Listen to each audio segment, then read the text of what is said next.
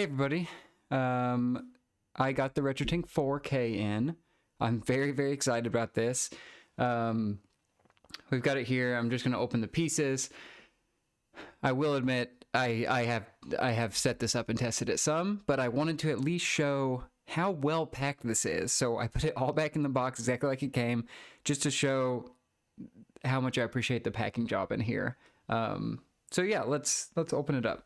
This is the new scaler from Mike Chi from RetroTINK, and what this does, I think we demonstrated this in the last one, is it upscales your game. It's not going to increase the resolution of your game, but it is going to double all those pixels and triple and 10 times and everything to where it looks as sharp as it can on modern displays, on your 4K displays or anything else.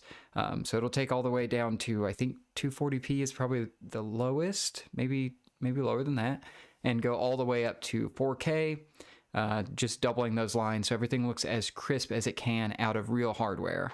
I know I've seen several things about people saying, why don't you just emulate instead? That is definitely an option if you want to do that, but I want to play on my real hardware and have it look as good as it can on my TV screens. So this is like the perfect thing for me. I've really loved the 5X. Other than some issues that are probably on my end from running it through the N64 where it was dropping some frames, I think I've changed some settings that would benefit that. What I wanted with the 4K was basically the extra inputs. So this has a HDMI input now, which means that I can put in my 360, my PS3, whatever other consoles like the Analog Pocket, I can put those in HDMI and then upscale those as well. Even the Switch that only outputs at 1080p, you can finally upscale that to 4K, which again is going to be doubling the pixels so it looks clearer so that your TV doesn't have to do any upscaling itself. And from everything I've read and seen, granted I'm very much a beginner at this stuff, TVs don't do a great job at upscaling content. They try to smooth it out. They aren't doing like the sharpest picture available. They're just, in my mind, they're just kind of scaling it up, and it doesn't have the clarity that you would want. So this is here to hopefully help with that issue. But let's open it up and look through here. Spencer. Yeah, I barely managed to get a pre-order in. This is hard to get right now, and hopefully this isn't like a FOMO stream. I just want to show it off because I'm very excited by it. But yeah, so what it comes with out of the box is a remote, and this has, I guess we can open this up. This has a bunch of inputs on it, or a bunch of buttons on it that do a bunch of nice and helpful things.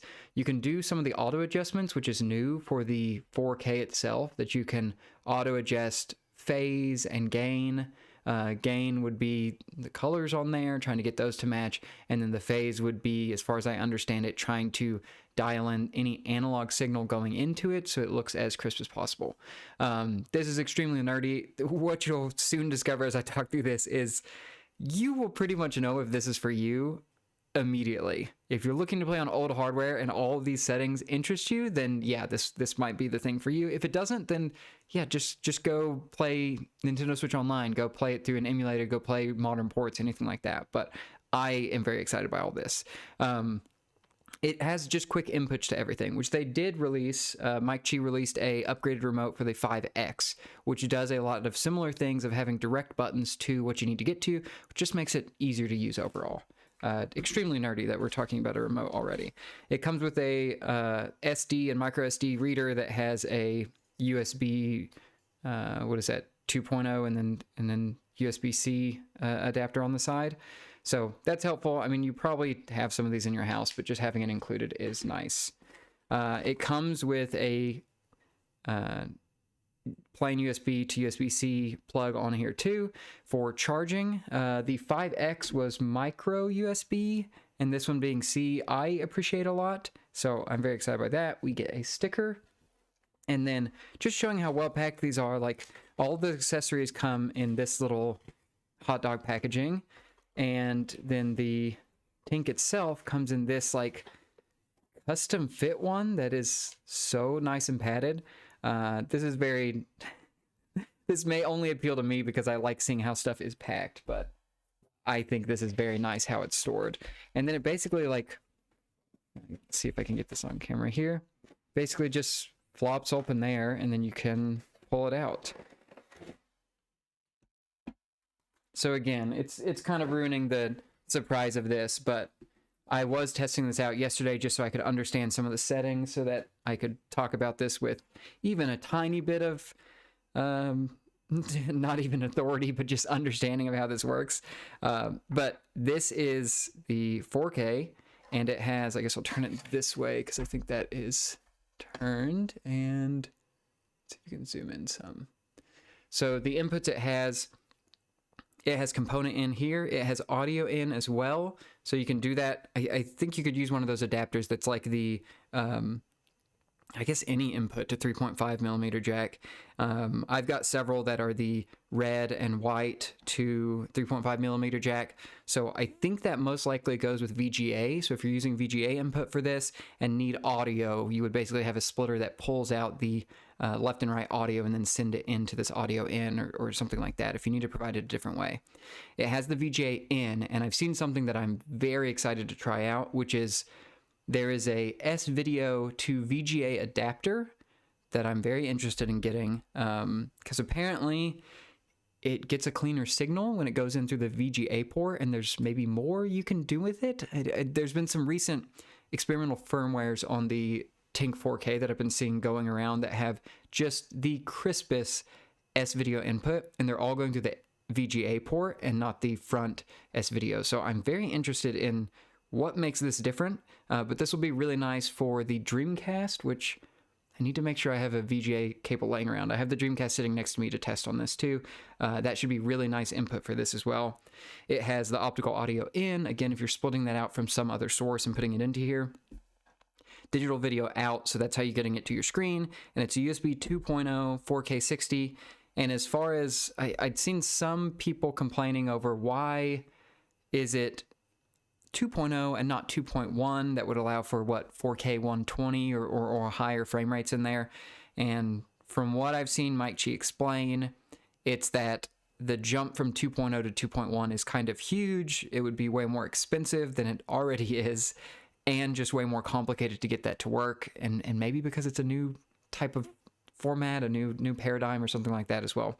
You've got digital video in, and this is the part that I'm very excited about because the 5X that I was using previously was very good about sending stuff all the way up to 1440p, which was introduced in like later firmware updates, where previously the 5X would just do 1080p.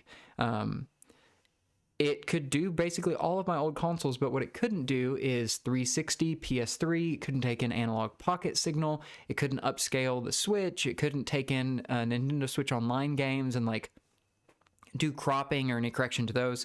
So I'm very excited about this because this just opens up a whole new set of things you could send into it. Also, if you have a HDMI modded GameCube or N64 or any consoles that have that or PlayStation 1, you could send it into here and then do additional adjustments to it, and then USB-C power. And then on the front, it has this SD card slot, which I'm very, very excited about. This is not centered. There we go. I hope all that wasn't off frame while I was moving that around. It has an SD card slot. I'm very excited about this because the 5X gave you a lot of controls over how to customize different things and how to set up different... Let's see if I can get more light on that. Is that a little better, maybe? That might be right. Okay, let's see. A little more light so y'all can hopefully see that. Right, so the RetroTINK 5X, you could customize all these profiles and you could save them, but you only had, I forget, it's like 10, around 10 that you could save in there. And anytime a new firmware update came out, it would wipe all those out. They're not the hardest thing to set up, at least on the 5X, because you are just dialing in what's your input, what's your output, any extra settings you want to apply to that. So it wasn't the most difficult, but it was a little painful. And especially when I'm switching between so many consoles to try and record footage, this is a huge upgrade for me because all of those settings can save to this SD card, and then you can back those up. You can even trade those with other people. And one of the coolest things about the RetroTINK is just the huge community of people who are helping with this and testing odd consoles and odd arcade boards and all these things, and they're supplying these settings and these timings and these scaling options, and then they're releasing them as these community provided profiles for this. So this already has, when you download the newest firmware and everything, and the SD card image and put it on here, it has hundreds, maybe thousands of profiles already built in for very specific stuff. And that is so nice to have, because for a lot of these, I am very much a novice at like what phase is and how you dial in some of these settings. The 5X did things very simply that I could get to the most part there, watching videos and copying people's settings. But here, just having them all preloaded, any adjustments they make, they'll release through the different SD card image files, and then you'll get them loaded on here. So you'll just have all those out of the box, which is very, very exciting to me. And then on the front, we have this little sliding panel, S-video, and then composite, and then left and right audio on here. Yeah, I think that's pretty much it. It's definitely beefier than the other one. It doesn't have, I've seen some mods that have put a actual fan on here if it's in a very restricted spot, but I've never had any heating issues with the previous versions, and this is just a really nice, like, solid case. This feels really big. Oh, and I forgot an entire input.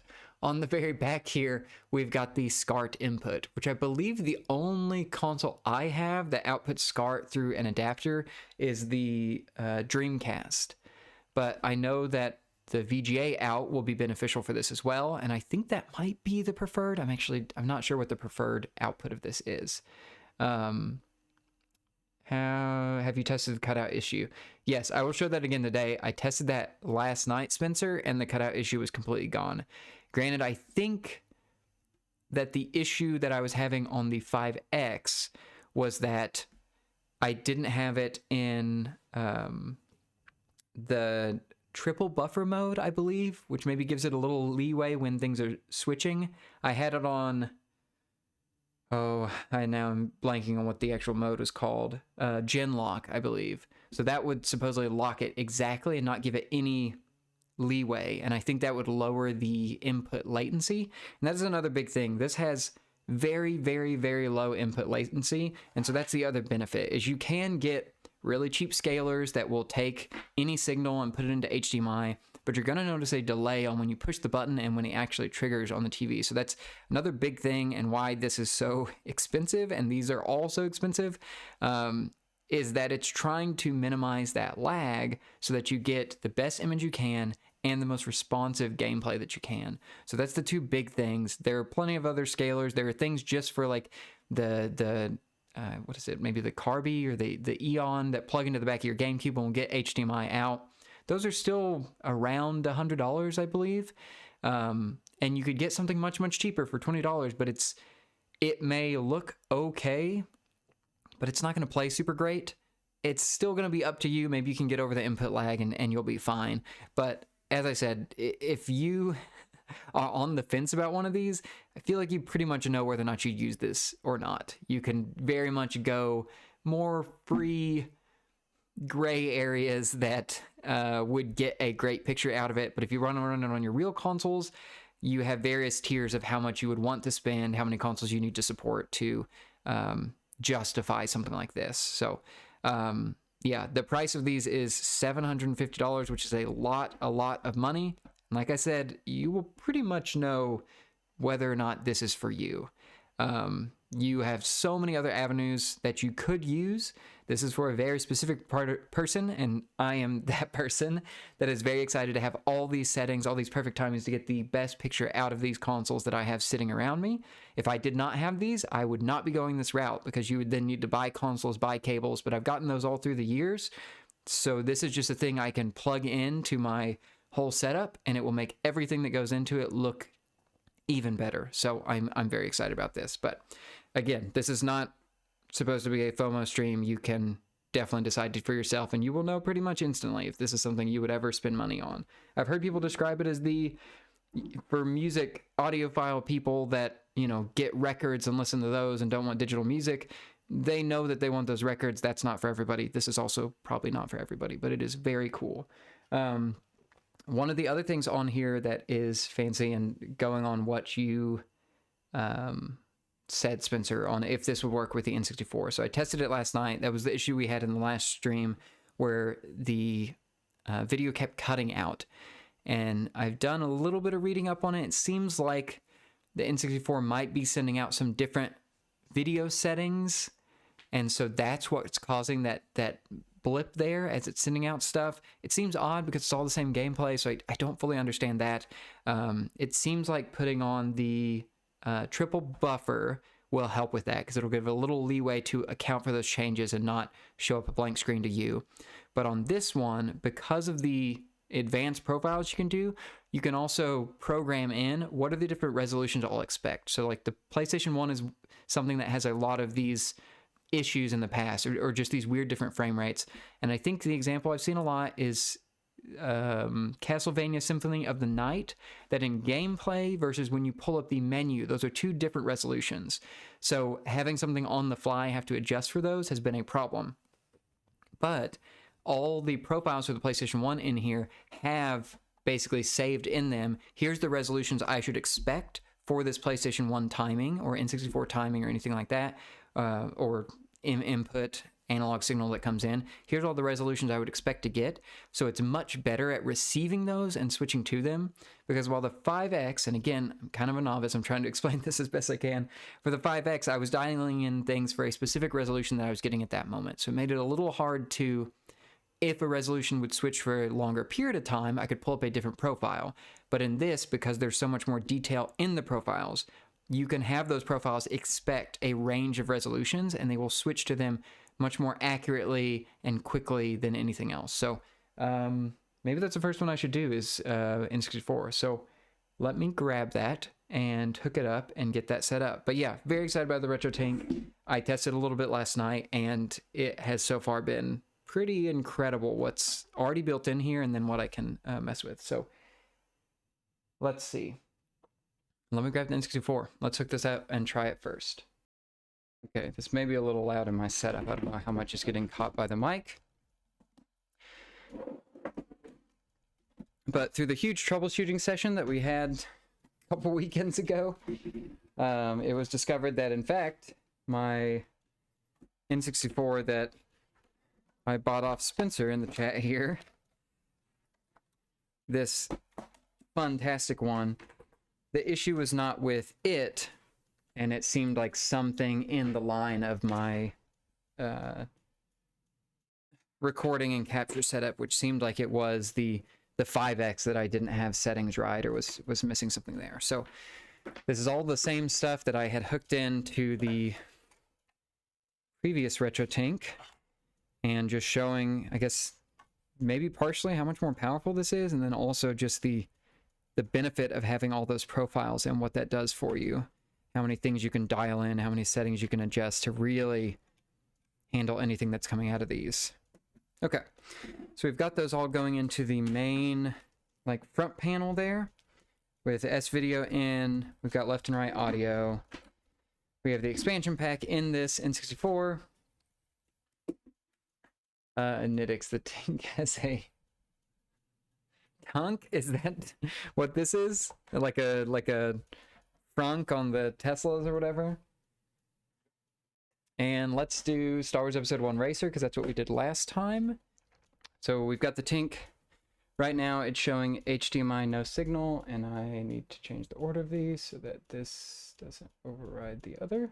There we go. So it's showing no signal because it's going for HDMI immediately here. So we can go to inputs, and so you could change it to any of these. You could change it to S-Video and get it to go into those settings. That would then be active. Then you could go in and change the effects on, like, how it handles interpolation, how it handles the different decoders on here. You have the profiles you can go to. You've also got the input trim and crop in here, which is very helpful, especially the auto crop. That one, a lot of times whenever I'm recording footage out of here, it ends up kind of inset because it's integer scaled, so it can't scale correctly to a 1080p signal or whatever it's getting upscaled to. So I have to trim that manually when I'm editing. one of the huge benefits for me is just that I won't have to do that manually anymore. I can set it up on here, save it to a profile, adjust it, and then it can be perfect, match the top and bottom, and just scaled as good as possible. Maybe there'll still be a few black bars, but just so many things in here that will make it easier to deal with. The other thing with this menu is you can put your own image at the top. So I threw in my image, and that's just like a fun little feature on here, is that you can customize more of it. You've also got the different output stuff.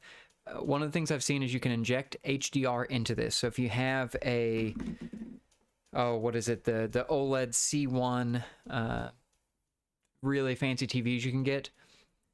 If you put scan lines on things, which you could do with the 5X, if you put scan lines on, it darkens the image because it's inserting small black bars in between it.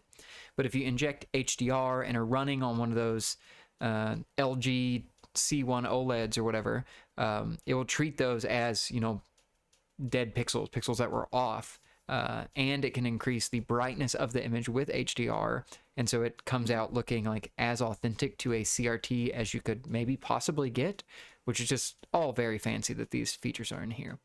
All the advanced settings, there are so many in here depending on what input you're going in here and what you can do.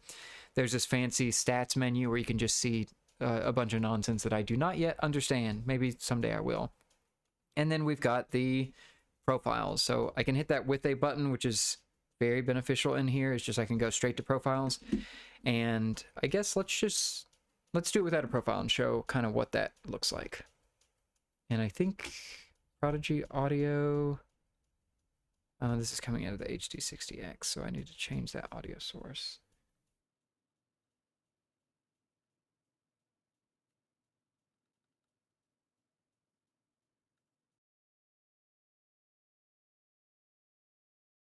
And I didn't plug my N64 in. That makes a huge difference. Wow. Thought this was going to be another My N64 is Dead stream, but it turns out it's not.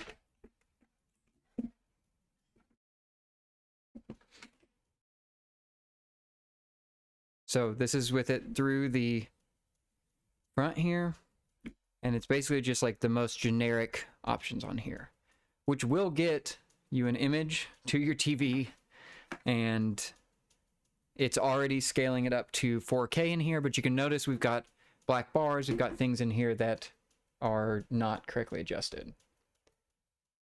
And still not seeing the audio come through here. Game capture.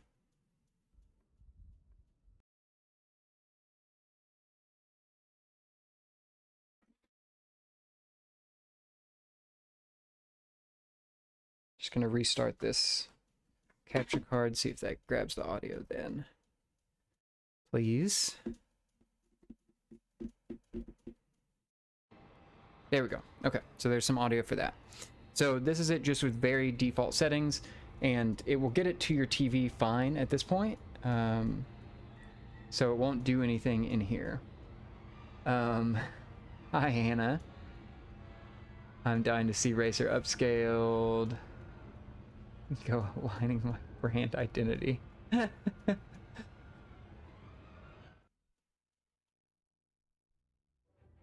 Yeah, I like that your name is Java Sucks. Now it's very clear who this is. That helps a lot. Sounds like my memoir, my N64 is dead. That would be a very good title. Just a bunch of my own mistakes that I've applied in here. Okay. So this is it with all the default stuff in here. Again, it's gonna look pretty good already because it's just taking the signal it's got, it's putting it up to 4K. But then I can go into the profiles, I can load from file, and then there are so many of these in here. So I can go through and find something that somebody's already created for the N64, and there's a bunch of them set up in here. So RGBS, that might be coming through a SCAR. I still am trying to line up what RGB L versus S and all those things go in here. But most of these are set for a specific input. So I can go down to the S video, and there's ones with CRT masks, having those scan lines and everything applied on there to make it look more like a CRT. But I'm just trying to get the sharpest image out of it, so I can do generic sharp, integer scaling, or integer scaling plus, and then I can go in here and it will apply it to this. So then that will really start to fill the frame and do everything it can to make this as accurate as it could be. And then I've got some other options. It will be hard to tell in this stream, honestly. I might have some like worse cables that I could show that would have a better example of it. But I can go in and load different ones in here.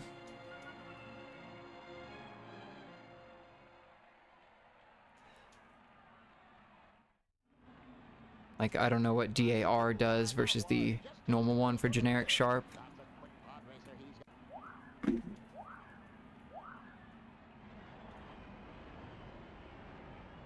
But I've just got, you know, this is just giving me the crispest signal I can get out of these S-videos. And again, S-video, as far as I've read, is not the best input, because it doesn't break out the red, green, and blues like a component video would, or even like a SCART or anything like that. That's why you need those mods in there. But what it will do is try to take that signal as best it can and apply it out. It is, as far as I can tell, S-video is a little better than just straight composite in, because it does break out, I guess, some of the colors a little bit to make it a little easier to read. But it will just display this out. And you can also, there's a setting I can pull up that can show you like how many milliseconds of, oh my gosh, that's a tight turn, of lag are in this, but we're not doing a lot to it with this profile. As far as I looked into it last night, there's not like a bunch of fancy rotations or other things in here that would maybe lower the input lag. And that is one thing. You can put a bunch of filters on here and lower, or I guess increase the input lag if you apply a ton of stuff on, but it will always tell you what that is, so you can be aware of what you're changing, what you're adjusting. And it's still extremely low, to like a not noticeable degree. That will feel like playing on your real console in here. With the slowdown and all, you can see it in this as I take some turns, the game slows down, and there is, you know, we are playing on original hardware. That is the thing that will be different about a lot of this, is if you look at this and say, this looks just like I remember, that's kind of the point, just getting the crispest image that you kind of remember, even though if you plug these, you know, cables into a normal HD or HD TV, it's not going to look great. So this is trying to get the best image out in the original hardware, slow down and all. But yeah, we've had no cutouts, nothing, and I think that is due to the fact that you can set up for these profiles the different resolutions that it might expect, or maybe the leniency in which it accepts other resolutions. I've also got it on the, it's already set to the triple buffer mode, I believe, on this one, so it gives it a little leeway if there were some unexpected frames or something in here. But yeah, oh my gosh, I barely made that. I've been really impressed, because this was the one thing that I was kind of crossing my fingers of, like, oh my gosh, if this does not handle the N64 issue, like, out of the box with the profiles, I'm going to be really sad, because I was really hoping with these profiles that it's a lot less work I have to do on my end to get a good picture out, which is really nice. I like tinkering with this stuff, but I was using a lot of community profiles before that I just had to key in myself, and so being able to have those just built into the device and have, you know, those people's hard work where I can benefit from it and get the picture quality that seems like the best, because I'm not smart enough to know a lot of these phase things. That is a huge benefit to me in just getting a great image out of these. And yeah, we'll hop into some other stuff. Is there anything else y'all want to see on the N64? Because we're about to finish a whole lap on here with no frame drops. Is there anything else y'all want to see on the N64? I've got a bunch of consoles to the side. I've got my PSP in the waiting. I've got a Dreamcast down here. I want to try the Analog Pocket. I've yet to test that, or really any of those I've just named. The only thing I tested so far was this game on the N64. And then the PS3, I put some input into it to test PS1 games in the PS1 Classics catalog out of there. But I haven't done a ton. I did boot up Switch games, and that was very interesting to see. But is there a specific console y'all would want to see me boot up, or game, or anything like that that you'd like to see? Otherwise, I'll just crash into a wall. Otherwise, I'll just pull up some random ones and kind of try to keep some variety. Oh, this was a bad... Oh, I was really hoping it would crash me. Did the other gate close in the time it took me to turn around? Okay, here we go. I am very surprised I did not lose first position through all of that.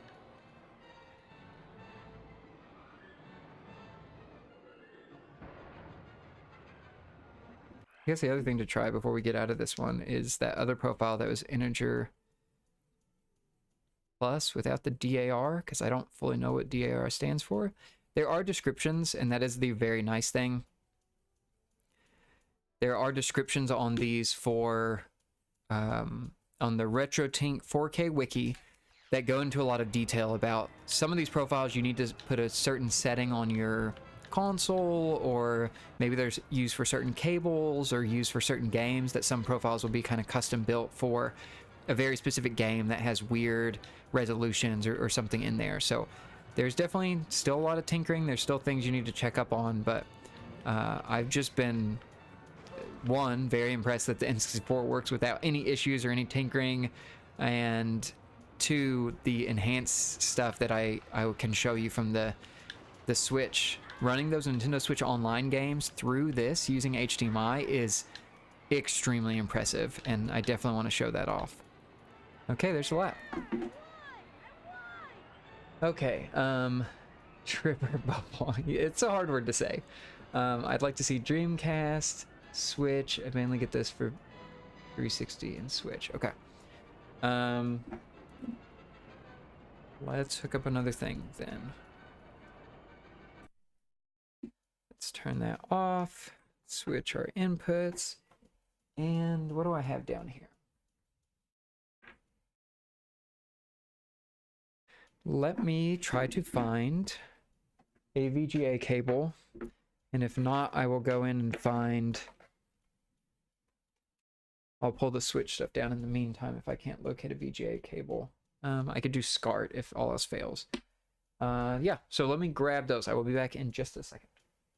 The other thing that I've been very interested in testing out with this, but I do not have this hardware, is because it takes VGA input. I've seen a ton of people run retro computers through this, and that seems so interesting to do.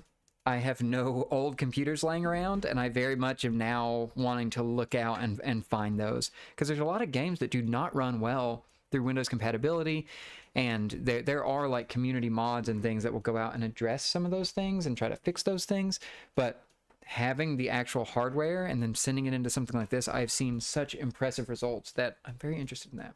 I did find a VGA cable, so let me go grab the power cable, my adapter and controller for this, and I'll bring down the Switch too, so I can switch to that right afterwards.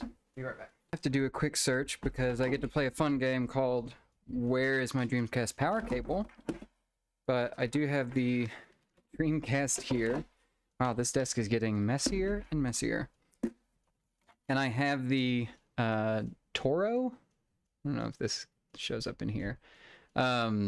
This takes out just the Dreamcast normal cable and will output basically it's SCART input or VGA, or sorry, SCART output, VGA output. That just is supposed to get the cleanest picture out of this. So a lot of the adapters I have are just to get the best picture I could out of these natively, and I've gotten a lot of these through the, I guess, years? How long ago did the 5X come out?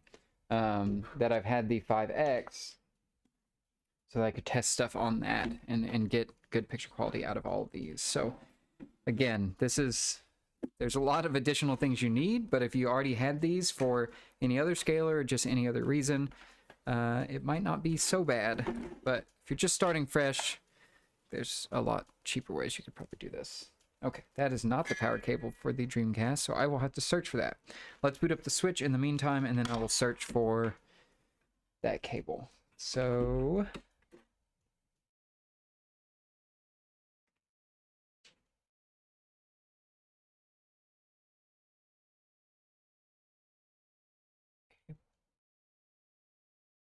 And maybe I need a spare HDMI cable to run this through.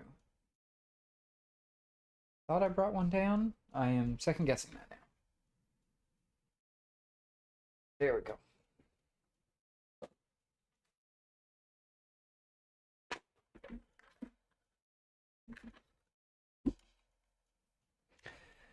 Okay, so on this one, I am going HDMI in, and then the Tink will upscale that. So turning the switch on, got my controller connected.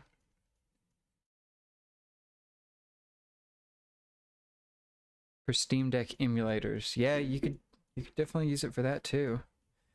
The problem with, I guess, running it through this, well, you could do whatever you want.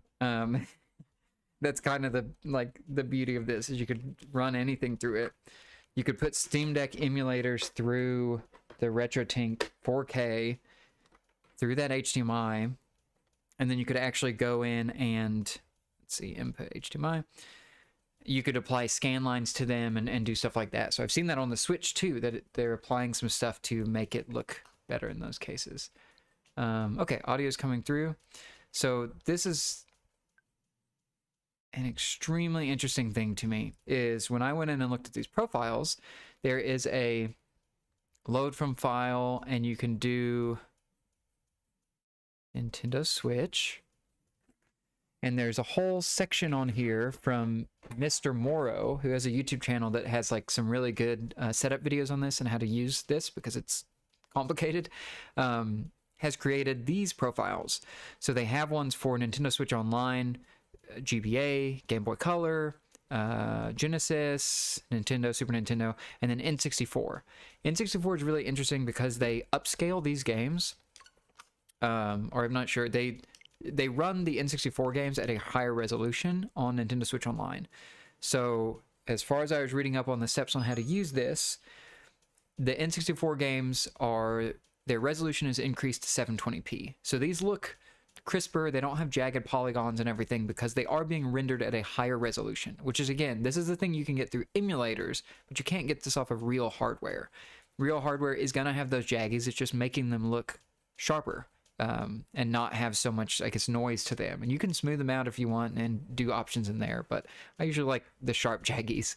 But because these N64 games run at 720p, this is a profile to, I believe the term is decimate them, to make them look more like the original N64, but with the cleanness of them basically being upscale or rendered at high resolution and then downscaled to a smaller resolution. So if I go in and just run Kirby in here, you can see those extremely sharp pixels. It's all being rendered at 720p instead of the 240p, 480p, whatever the original was. So it looks extremely sharp. But sometimes that looks weird, and I would rather have it look like the actual N64. So I can turn on this profile, and I get the enhanced clarity, but I get those chunky pixels just like I remember on the N64. And again, this is for a specific type of person, but I think this is incredible. This looks so good, to me at least. So let's go into like a random level here and remember where the N64 mappings are for this. Yes, I do know.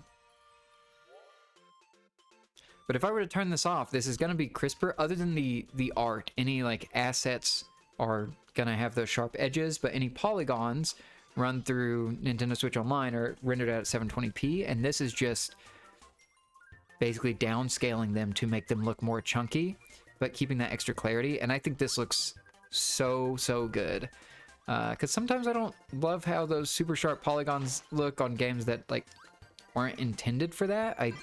That can really depend on, you know, that's very much your personal preference. But this one is a very cool, unique case on you can take in HDMI input at a much higher render resolution and then go in and modify it to make it look old school, to make it look chunky like this. So this is a very interesting thing for Nintendo Switch Online, that you can do this, and this is something you could apply to anything. You could take an Xbox Live Arcade game on the 360 and also apply this similar stuff to it.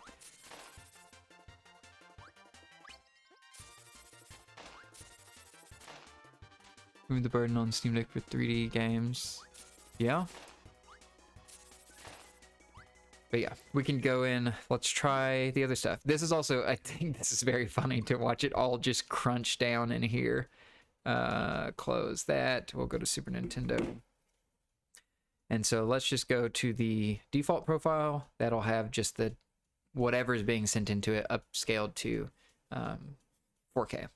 And my Switch is set at 720p because that was apparently the way to make those games look the best, is because they're rendering at 720p. You want the Switch's resolution to be at 720p so that you can then apply that decimation to it. It gets very complicated, but that's why I love these profiles. I don't necessarily have to go watch hundreds of videos and copy down what they have. I can just use this stuff. So these games look good. This is the, you know, Super Nintendo Donkey Kong Country 3 on here, and they still look good and they look sharp. This is, I played quite a bit of Donkey Kong Country 1 and 2 through Nintendo Switch Online. I think I played all of 2 through here, and then 1 I have the cartridge of.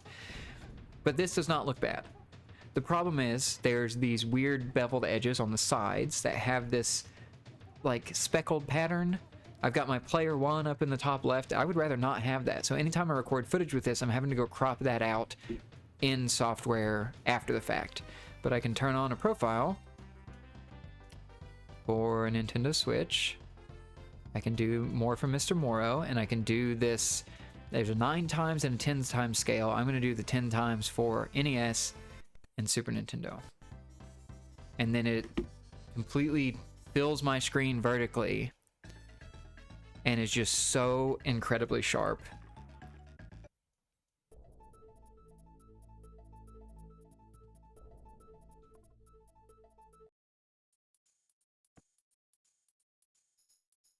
Let's see if I can get in this boat.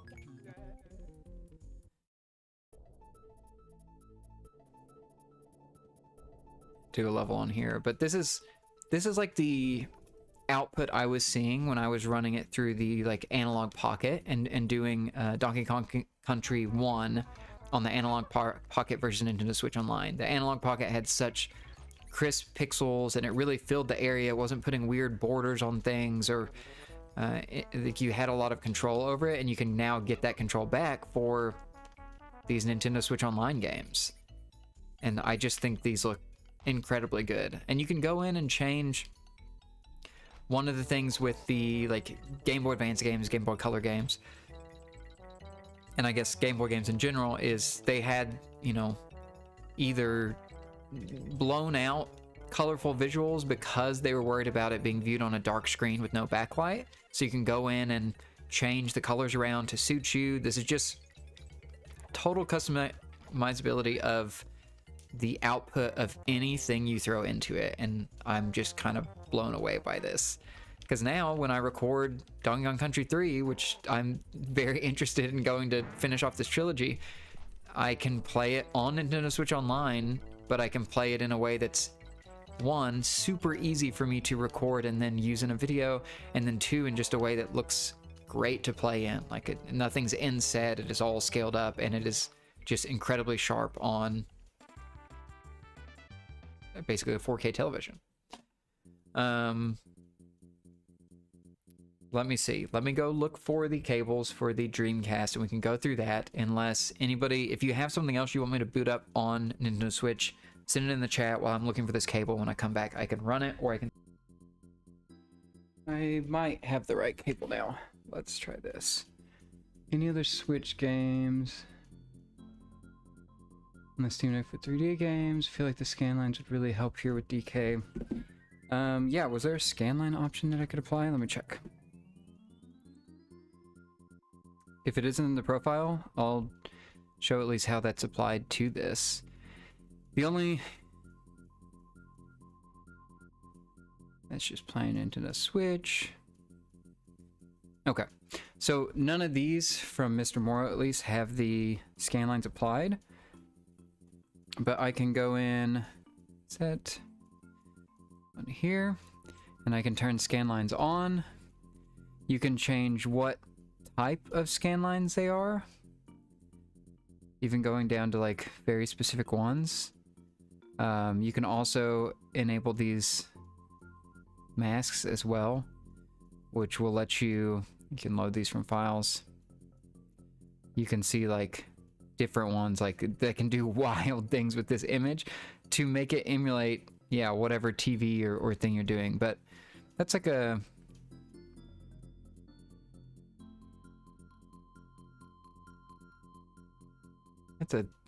somewhat light scan line, and you can, yeah, you can do like this bleeding in between that. Like you can customize every single thing. And that is, I've seen a lot of videos going around of people who are wanting this to emulate basically exactly how it would look on a CRT, because that is the thing. I, for some reason, enjoy these really sharp pixels, but I've definitely seen plenty of side-by-sides that show it's not necessarily how it was supposed to display as really sharp pixels, because they were testing these on monitors at the time. They're developing them on monitors at the time. And so in a lot of cases, they are taking advantage of the limitations of those monitors to make an image look how they wanted it to. So always displaying them sharp is not always the ideal, but you can customize this to however you like, and set all that stuff up. Here with scan lines on, does that... I do find on some of these, yeah, at least on the Analog Pocket, having those scan lines kind of helps soften the image, where sometimes it can seem too sharp. There's like no blending in between some of these where you might have noticed it before, but it will darken the image. So you can go in and you can adjust the brightness manually if you'd like to do that, or you can go in and lower this. If you have an HDR compatible TV, ideally one that actually is an OLED that can go in and turn pixels on versus off and display HDR, that's where this can really get beneficial and like really start to look incredible.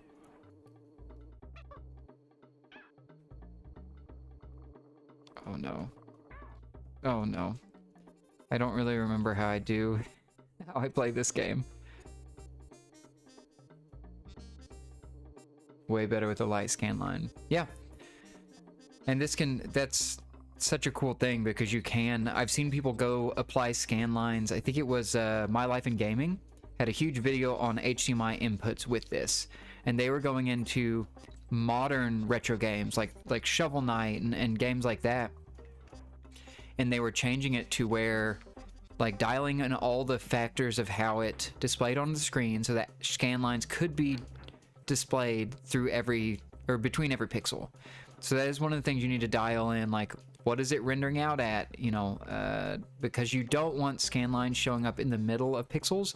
You want to give the, oh my gosh, I'll never, you want to give the 4K an idea of what is the image it's displaying, how's it being displayed, and then you can go in and customize it to however you like. But that's a really cool thing, especially because I've seen like random, it was one of the ukulele games that had like a Game Boy filter and things like that it would apply, and the performance tanked on Switch whenever you applied that. It's been a long time, maybe they fixed it, but because that stuff was done in the software, and it takes performance from the hardware to actually handle that, you can do it all after the fact here, which is really cool to do, or really cool that we even have that option. Okay. So I'll end this one. Let's hope this is the right Dreamcast cable, and let's try to plug this in.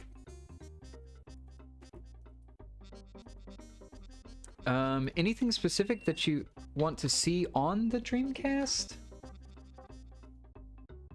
I can do Jet Set Radio. I've got, here, let me pull up the rest. The ones I brought downstairs are Trick Style, Sonic Adventure, Skies of Arcadia, Power Stone, Crazy Taxi, Phantasy Star Online, and Jet Set Radio. Jet Grind Radio. Sorry, I forgot this was the name change time. I guess let me know if you want a specific one. Otherwise, I'll go with Jet Grind Radio first, because it's going to look the most vibrant.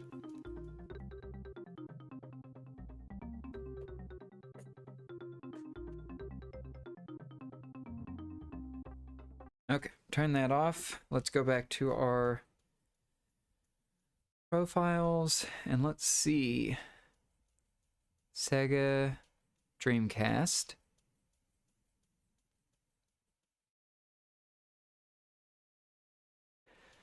Let's see. So we want a VGA. Let's say square pixels. Or parametric 4x3. Let's go with that one. Oh, that is another cool thing with some of these profiles. When you have them applied, it'll change the image at the top or the banner. And so it'll have kind of helpful stuff to show on here about what it's applying, which is really cool because, again, I mentioned that you could go consult. Let's see. Do I have a red and green pass-through? Yes.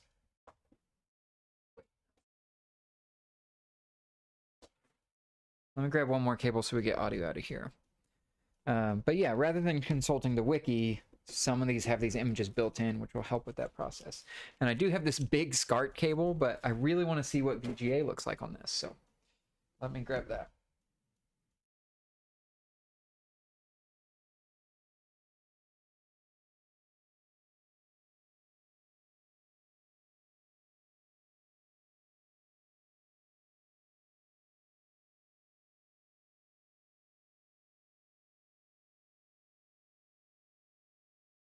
This is the first time I've routed the audio through these ports.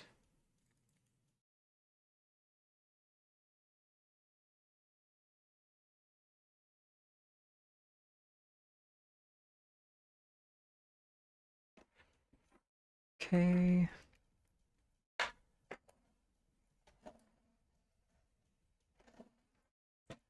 Wonder if I need to do audio in through an adapter. Do I have Bang.io? Not for the Dreamcast. I think I have the DS version.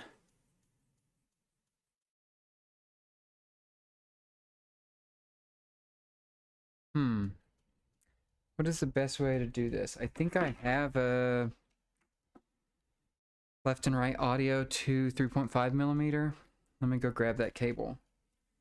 This is the true test of whether or not this is for you. How many boxes of cables do you have laying around with a bunch of stuff you'll never use until today?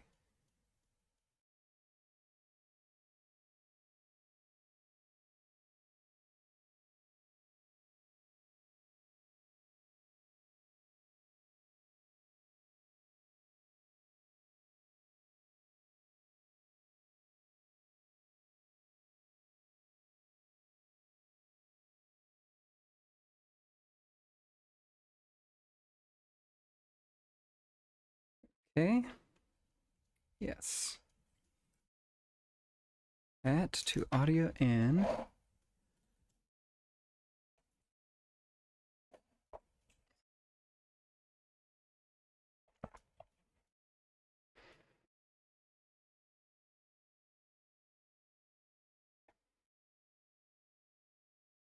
And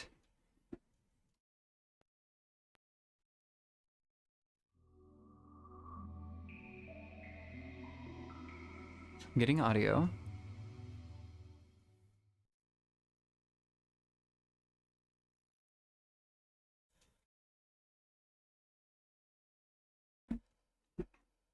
Am I on the right input?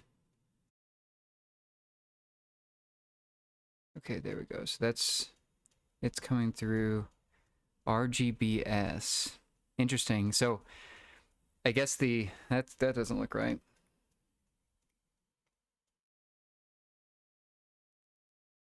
Oh, did I bump this cable? Is that maybe why?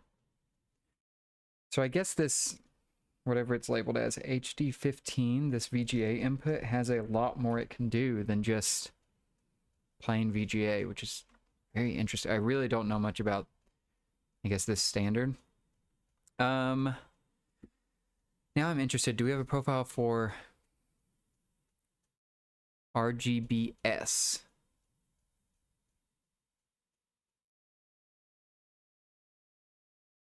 RGBS. Let's do parametric again. Oh, that's SCART RGBS. Interesting. Let's do the VGA RGBS and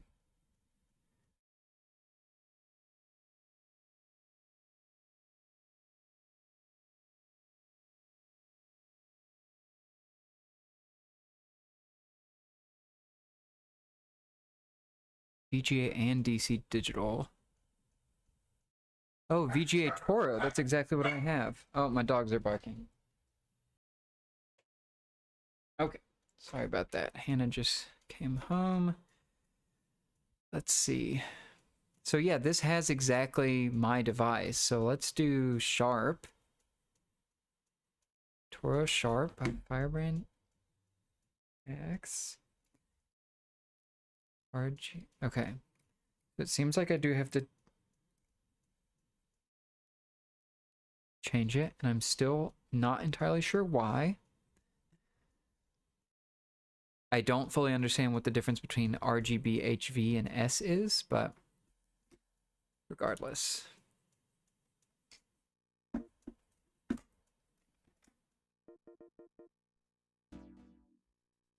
I was impressed. I have not had a Dreamcast that long, and I'm wondering if the disc is very loud. I'm wondering if that's coming through.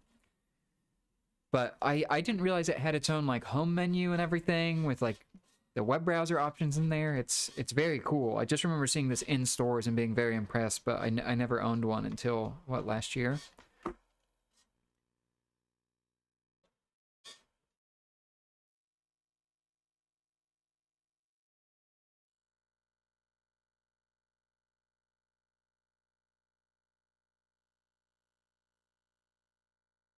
Yeah, that looks pretty crisp. Jet Rhino Radio.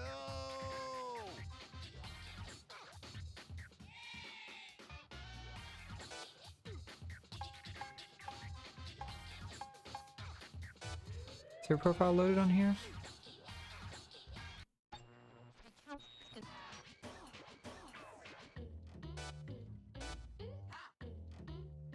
Let's see where they left off.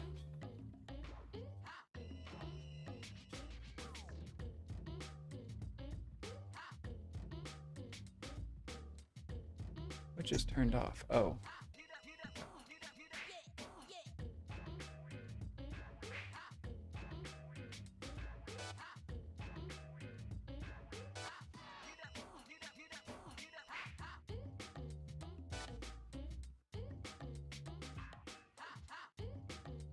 This game just holds up so well. Visually, at least. The controls take some getting used to, but it just looks so nice.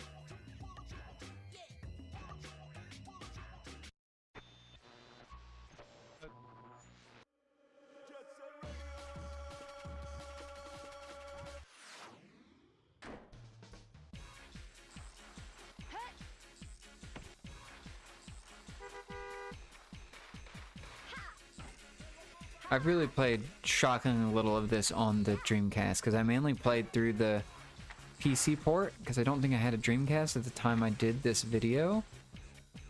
And then I mainly just wanted this because... Oh, there we go. Because I liked the game so much. And it seemed fun to have the original Dreamcast copy. But I didn't do much comparison in that video because I didn't have time, or I didn't have this console at the time. So I do wonder how differently this plays. Like the controls seem pretty identical, but I wonder if there is some slight changes in the way they emulated it. I will say this control stick is like very... Oh, I'm out of spray paint cans. Control stick feels like extremely loose, which I'm not used to. I just haven't spent time with it.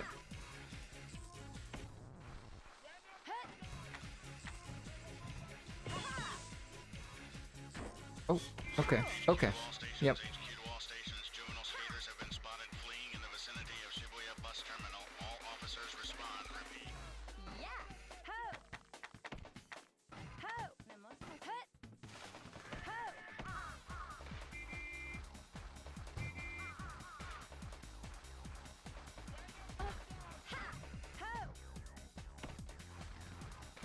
It's definitely harder with this control stick.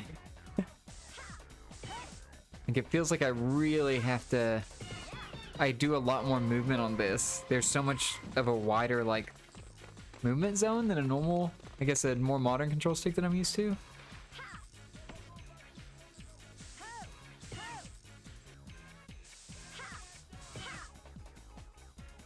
Honestly, it feels like I'm doing so much movement with this controller, I have to grip it more.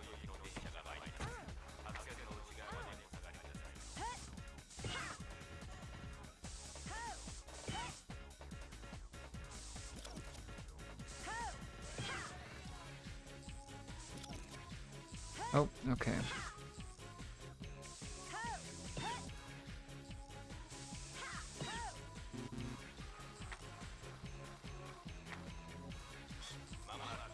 Wow, I'm doing terrible at this. Okay, there we go. Oh, come on, I need that beat. Yeah, I hope this comes through well in the video. It looks very good to me here.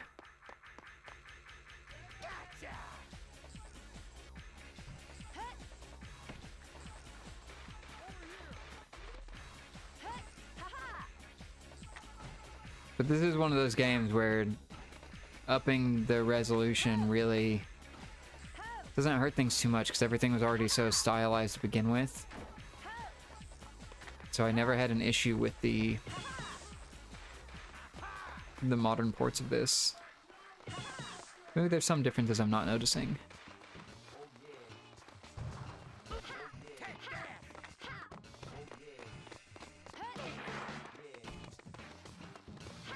It is definitely harder for me to pull off my loop that I had done for combos.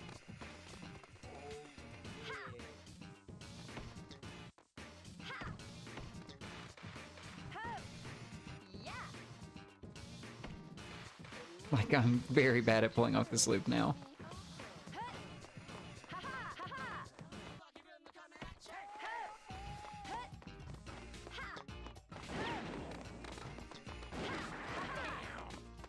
Oh, come on. Oh, not even enough speed to do that.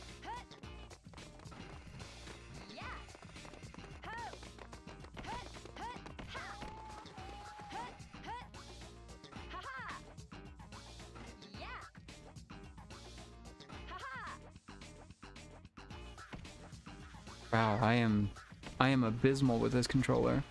Granted, it's been a while since I last played it, but this really takes some getting used to.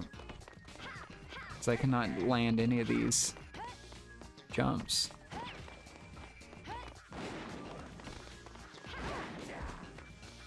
Okay. Let's see. What other Dreamcast game can we do?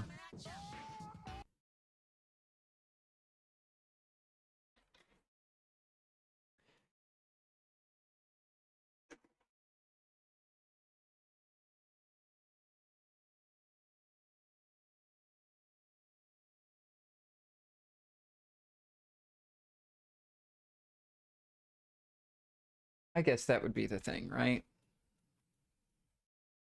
Let's do some Sonic Adventure. Let's look at this.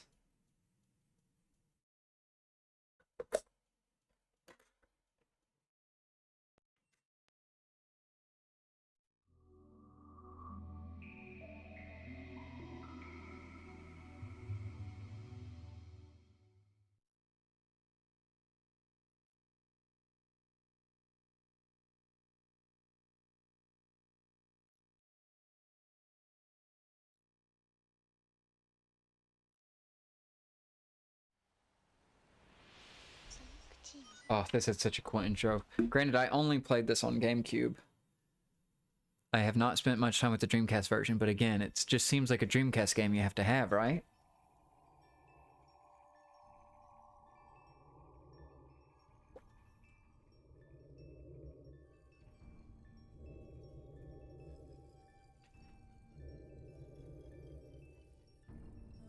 Sonic Adventure 2. I did bring Sonic Adventure 2 down here to try on the GameCube to see what that looks like, so we can do that next.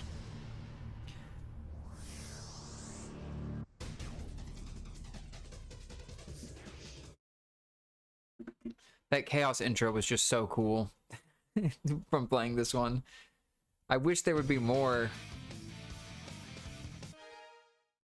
more Chaos Adventures in here, but Select a file.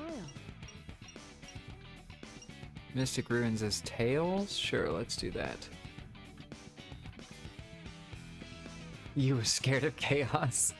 I mean, Chaos was pretty creepy. It could get anywhere because it could just come through the drains or anything. Especially the big form. Select a character. Let's see where Tails is at. But yeah, this just looks so crisp and good.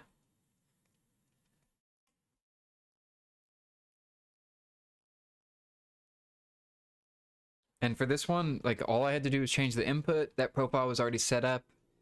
And all I'm doing is switching which version of VGA I'm sending into it, I guess. Granted, I need to do some research on VGA. I don't fully understand how it has that many options, but...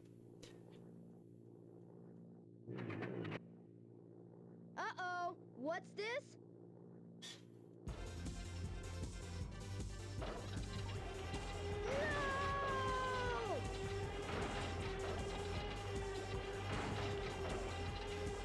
No! I'm out of control! Mayday! Mayday! Can I make a top 10 hottest female Sonic characters? I just feel like that's already been done, Parker. Like, you know. Do I need to add on to what Donkey's already covered?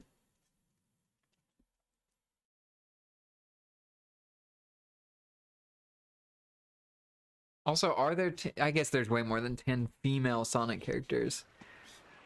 I guess most every game has one introduced. I forget what the...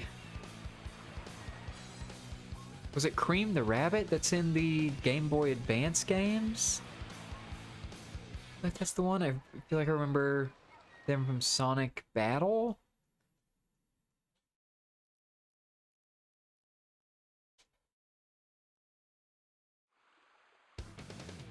Forgot how many cutscenes were in this game, but I loved all these cutscenes because I was such a big Sonic fan at this time. So what went wrong anyway? It's not like you to crash like that.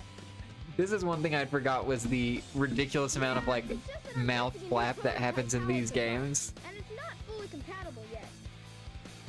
You can always borrow my plane, the Tornado, if you want. Rabbit was in the show.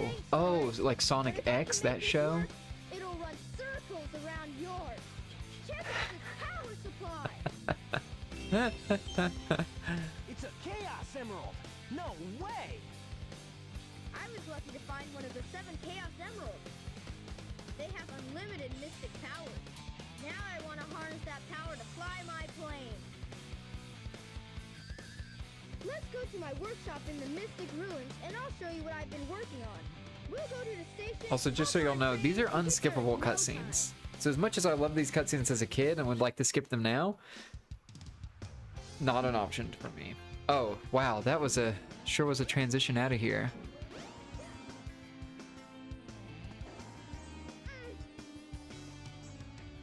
How do I get to the Mystic Ruins? I also thought this city to explore was so cool in this one, especially coming from Sonic Adventure 2 Battle and then playing the Sonic Adventure port on GameCube. I was just blown away by like, whoa, you've got a whole city to explore? This is so fancy.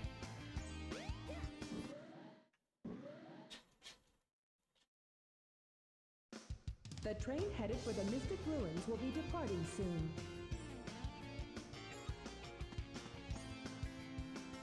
No tickets needed, just head on in? Okay.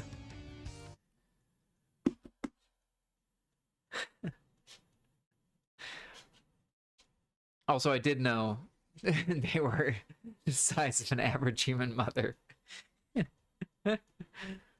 Again, this is all covered. I don't need to, need to rehash any of this.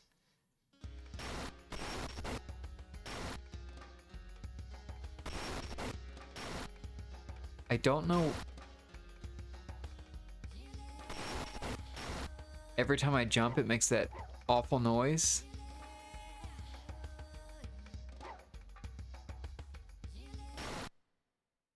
I don't know why it's doing that. Well, if it isn't Sonic. It's Eggman! I just replaced the audio cables, so maybe. The most cunning scientific genius in the world! Yeah, right, Dr. Eggman. Enough! I've been working on a map. I had forgotten how much, like, introduction to these characters is in this game. I kind of thought, I guess it is their first 3D one, and, like, voiced and has all this spelled out, but... Give me that Chaos Emerald, or else... Or else what, huh? Or else I'll take it from you the hard way.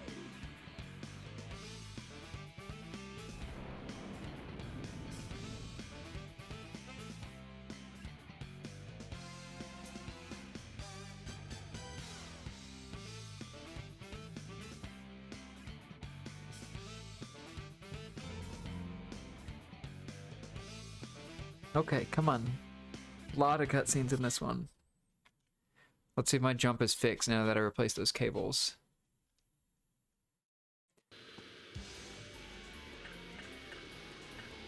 Egg. Hornet.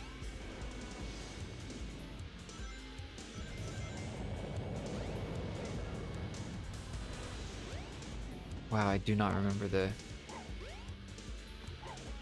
All systems, full Okay, now I can attack, I assume? Nope. Do I have to... Oh, no. Oh gosh, okay. I'm out of all... full power. What if I...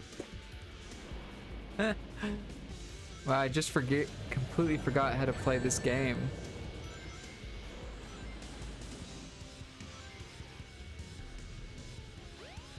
All systems, full power. Ah, Okay, I did hit... I guess it just didn't land the first time.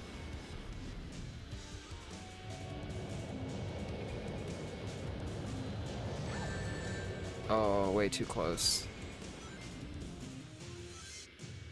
all systems, full power. Ah, he's not gonna get away with this.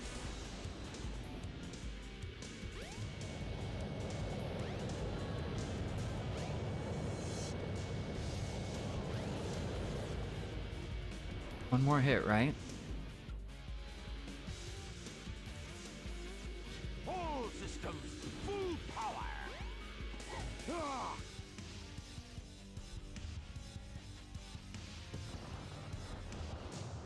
I did always think it was so cool that you could play as all the different characters in these games. I know a lot of people, I guess, wanted to just play as Sonic, but I like the whole cast in these. It is odd that Sonic stands to the side and doesn't help you at all during that fight, but other than that, I liked all the, like, different gameplay variety. Granted, I haven't played any of these in years, so maybe it really doesn't hold up. Okay, we're gonna go through another long cutscene, aren't we? And the audio is broken again, so okay. It may not be a very good audio cable I have. So let's go test the GameCube. Let's see this sequel. And I did promise to play Billy Hatchet and the Giant Egg, so we'll do that on the cube as well.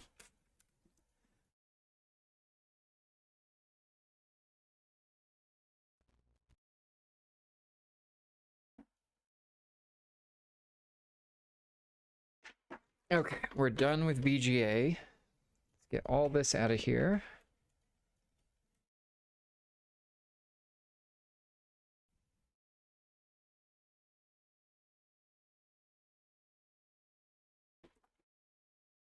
Get our Wii hooked up.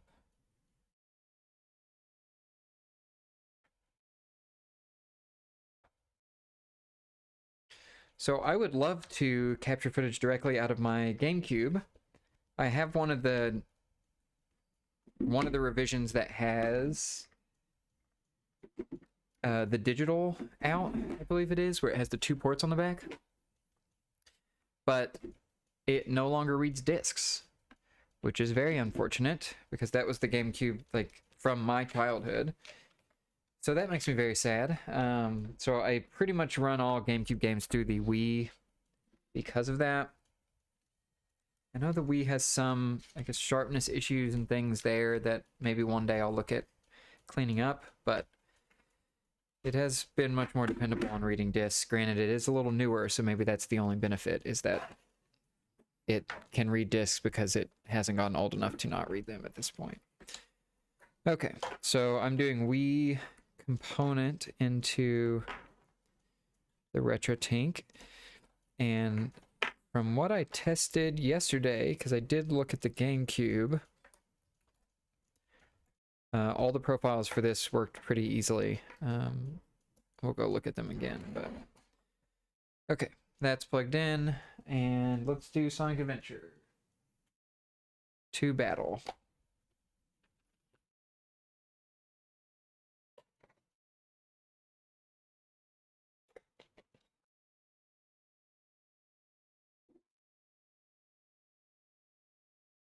And I don't know if you can tell how how much I loved this game growing up. It probably started my love of manuals. Is this manual is absolutely destroyed. Like, it is, everything is like bent and faded. It has like dog-eared edges, just because I would throw this in my like backpack. Oh, there's pages falling out of it. I would flip through this so much because it had all this cool art of all the characters in here. And I love Sonic Adventure 2 Battle, and it had so many different things, so many like little secrets and things, and there was the whole Chow Garden. Like, yeah, that might be one of my most played GameCube games ever. Okay, and we need to switch this over to, let's go to profiles, load from profile. I can't remember, let's go look. Did the Wii have GameCube profiles built into it? Wii Emu. Mr. Morrow, for SNES and Genesis. Okay, so most of these are set for the Wii itself.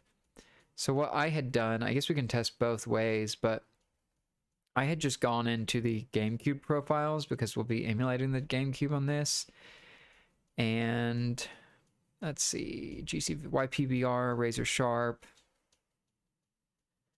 init fill, funnel.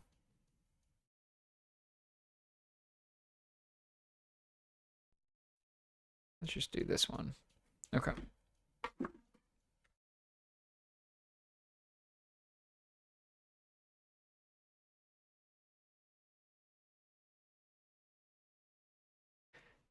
Let's go through here. So this one has been really dependable. The other thing I have in here is the memory card Pro for the GameCube. So you will see a little scaling oddities in here because this is basically running at the Wii resolution at this point, but we'll get this to load up.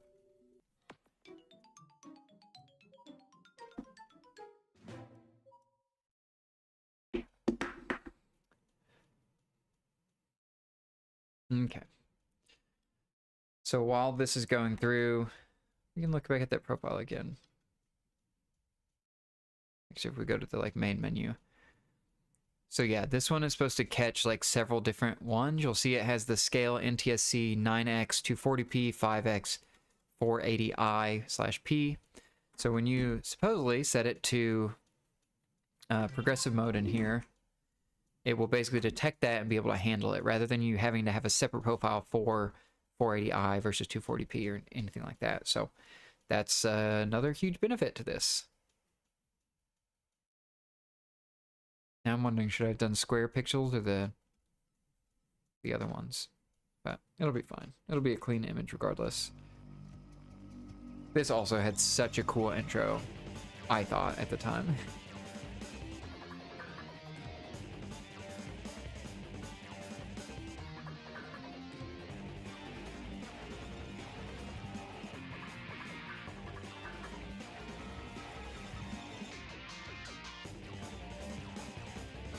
And they're like grind shoes and stuff.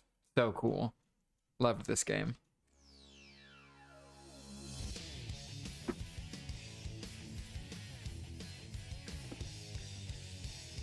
Let's see what the other profile looks like. Just for my curiosity. GameCube, wobbling pixels, razor sharp. And let's just do, what is the difference between fill and over on this?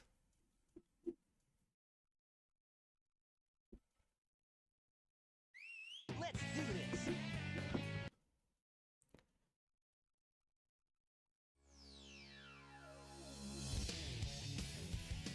So that is one thing I've noticed, and I don't fully understand why. It seems like there's the 4:3 aspect ratio that would be like what a TV at the time would have displayed it in versus like a 1:1 pixel ratio.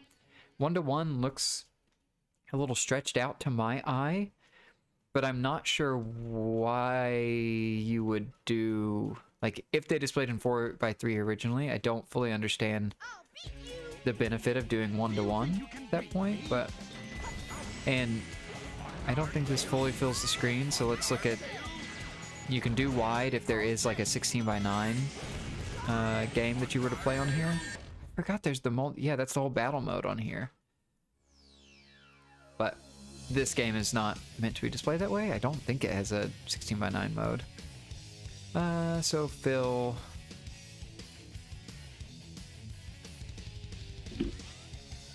File select. Oh, this was the other sad thing, is whatever profile had these things saved on here, I don't seem to have access to. Let's go back. Let's go to channel 1. Maybe it's on here. File select. No, see, neither one has it, and that makes me very sad File select. that my like childhood file is seemingly gone. Select.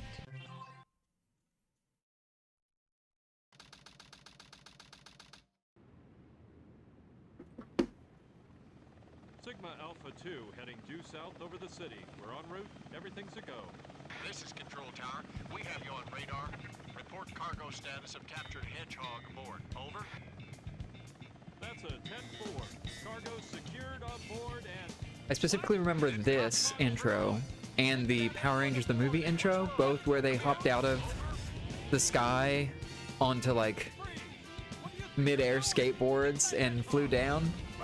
I don't know if that was intentional, if one is an homage to the other, but these are the two things I remember of people flying through the air with skateboards, is the Power Rangers the movie and then Sonic Adventure 2.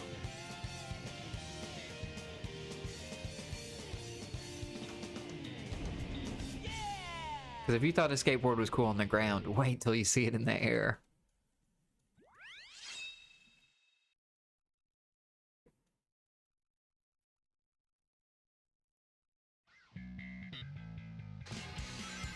Attention all units. Suspect seen heading south. Block all major roads and capture the suspect. Oh, I missed the whole jump.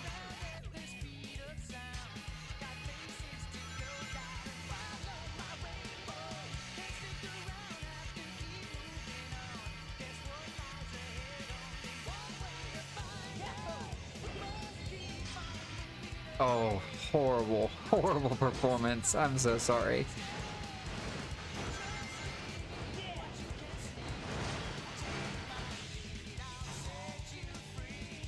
I loved in these games, granted, maybe it was a low bar, but I was always so impressed when a game actually lets you upgrade your character and those upgrades were visible on your character.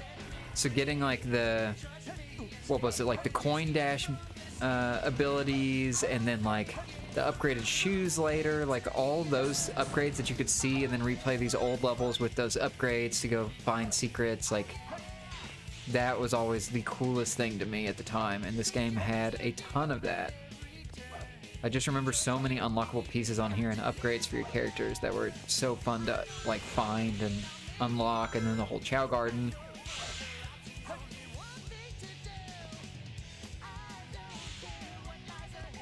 And I feel like, I guess there's the Werehog game where you kind of had a skill and abilities that you could upgrade, but have there been many other Sonic games that let you actually like upgrade your character in that way? Wow, that was terrible.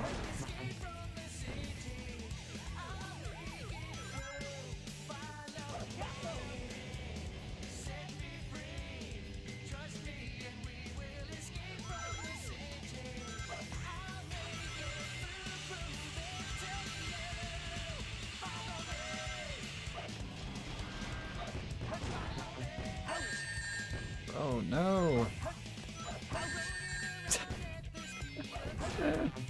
Okay. Yeah, is there something you get for defeating all these enemies? Because I am getting these little objects. Oh, and I got a rabbit. This must be part of... Oh, wait, does this all relate to the Chow Garden? I feel like I'm maybe getting some memories back or maybe making this up. And that is just a tree. Okay.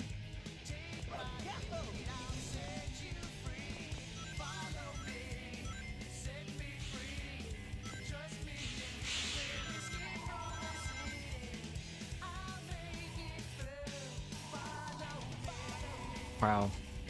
Just a cool view, just to be cool. Nothing really happening there. Here we go.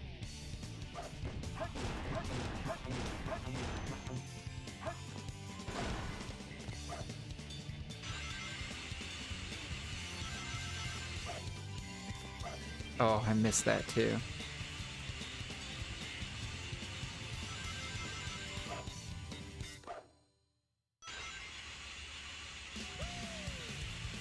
Oh, and the song just goes on repeat, huh?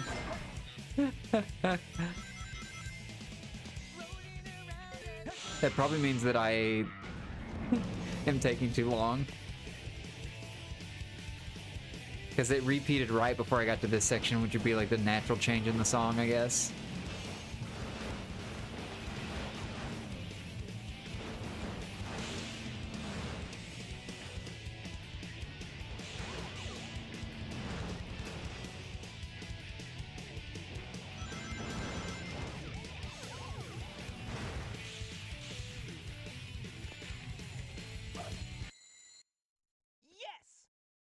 Looks good on GameCube.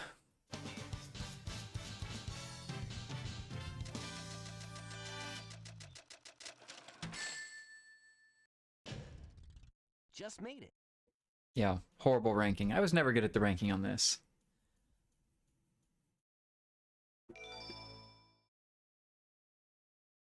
Okay, let's see. Let's do a second of Billy Hatcher, because I actually put that on the listing for this, so I don't want to lie to people. This game of tag is Oh, look, there's a Fantasy Star Online poster back there. Planet of the Chaos. What? Wasn't that the villain that, like, decimated the city? So why would they be making movies about it now? Okay.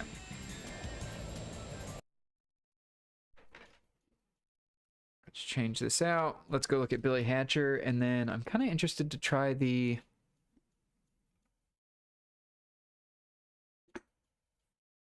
Oh, I shouldn't have booted it to there. Go back. The one problem, I really don't understand why the Wii wouldn't let you use a GameCube controller to control the main menu. So it's much easier to use, like, another setup to go in here and just launch the game, rather than having to set up the whole sensor bar and everything there just to play some GameCube stuff.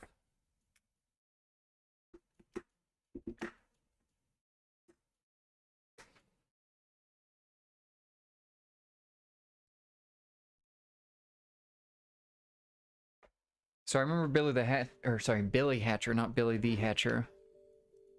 I remember this from my friend Brian, who had this game and showed it to me, and it was like, whoa, Sonic the Hedgehog's creator made another game? Like, this has got to be good. And I remember it being very odd. And you know what? From playing a little bit of it, it is odd, but it seems fun.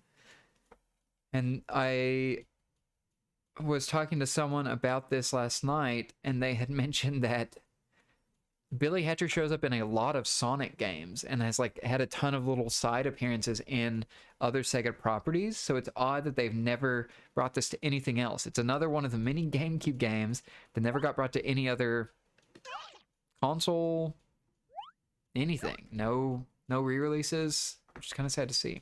I'll let the intro play and I will be right back.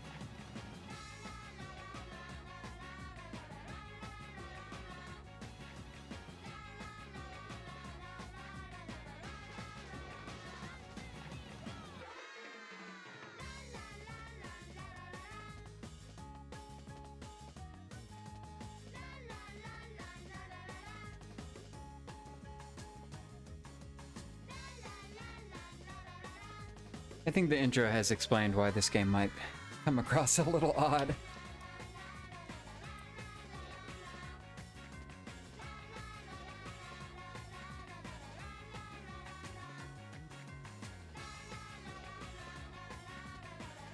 Okay. Let's play a level.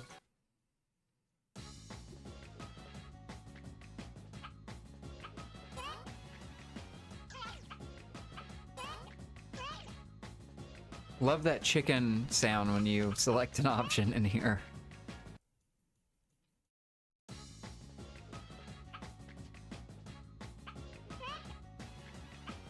See if we can get a better...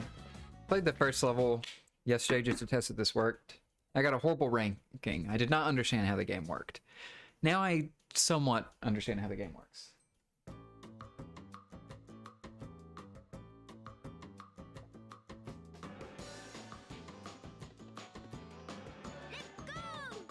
And just like Sonic Adventure, this does have a very ranking-based end-of-level screen where it judges you. And I've never been good at those.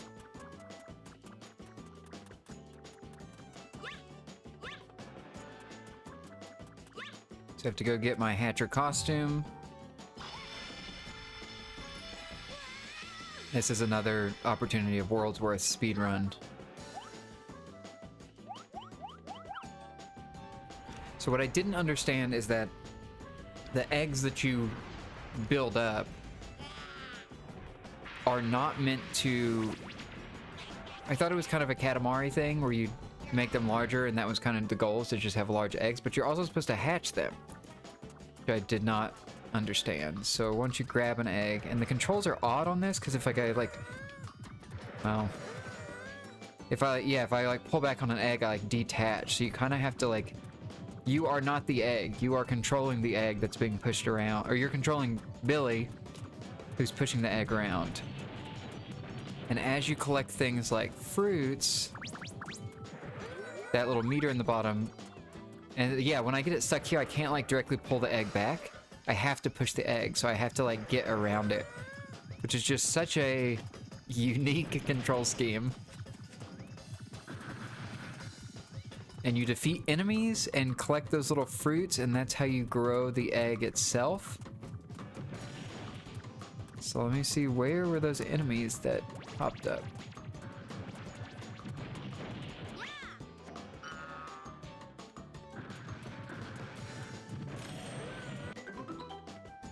That opens a door for me. Seems very unintuitive. It is definitely odd. Because, yeah, I kept detaching when I was making sure that this worked, and I was like, what am I doing wrong with these controls? And it was because, like, I kept going, like, the opposite direction of the egg, and I need to, like, push the egg. But every time I grab it, I was like, oh, this is Super Monkey Ball. I just, you know, I am the egg now. You are not the egg. You are Billy. Do not get it confused. Okay, there's some enemies. They all drop fruits too. I can grow these up, and then at the point that my egg starts glowing, I can detach. Wait, oh gosh. Okay, I can detach, and then I can use my chicken call and hatch the egg. And that adds to my level score. But then I don't have an egg, so I need to go get another egg, and I can hatch it, because the number of eggs hatched seem to have some determination on my end of level score. But you walk slow without the egg. Oh. Like the eggs seem to like speed me up some. Okay, here's another egg. I also had found an egg that had like different colors and stuff on it, like a different pattern. So I don't know if that's... What does that do? No idea. Wow, I'm really hunched over. It's good for my back. Okay, we had these enemies, so let's squish them. And you do have, oh my gosh, like an egg attack where you can kick it, it comes back to you. You also had that dash earlier. Oh, here's the egg with an... I detached. I wasn't paying attention. Here's an egg with another pattern here. So I don't know if that does something different. Will you tell me about this?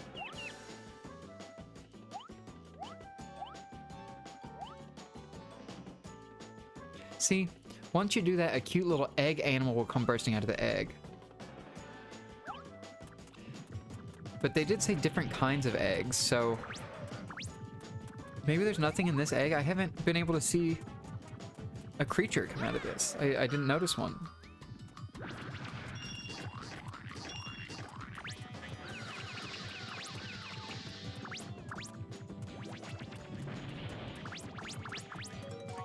Okay, so this one's done.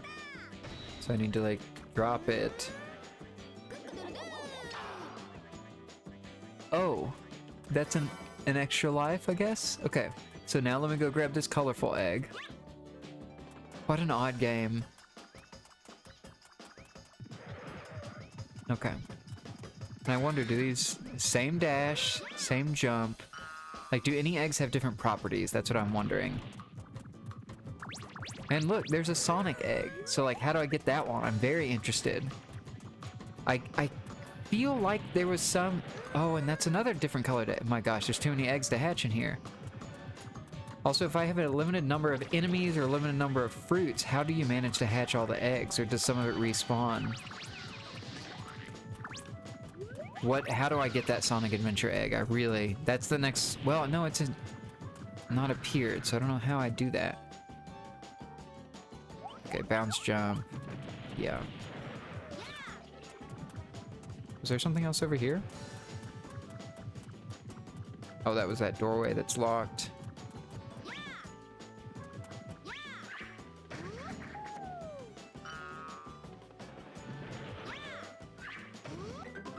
Okay.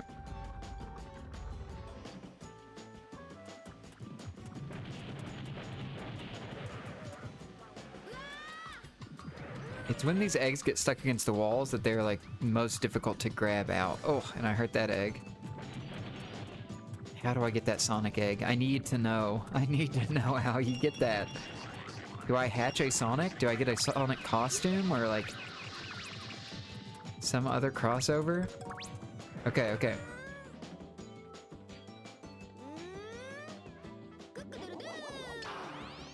Nice hatch. What did I get this time?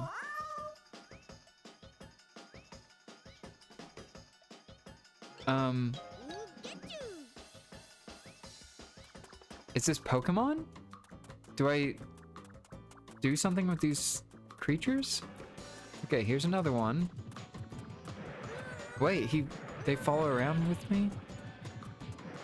Wait, okay, hold on, let me see. Does this person say something about this mysterious egg?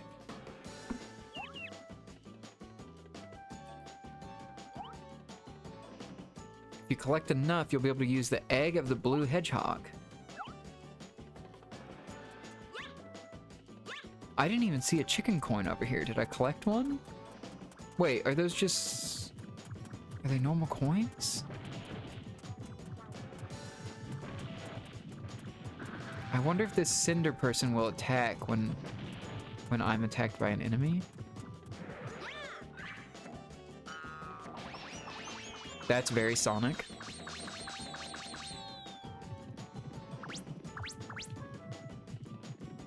Oh no, how do I manage to get that coin?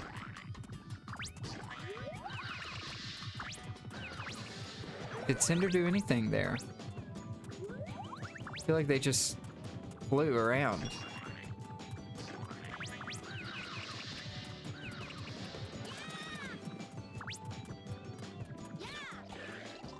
I have that attack, I have my jump. I don't know what my little Pokemon is supposed to do. Oh my gosh, I just popped that whole egg. Is that like a delicate egg that gives you something cool? Oh wait, it came back. Okay, okay.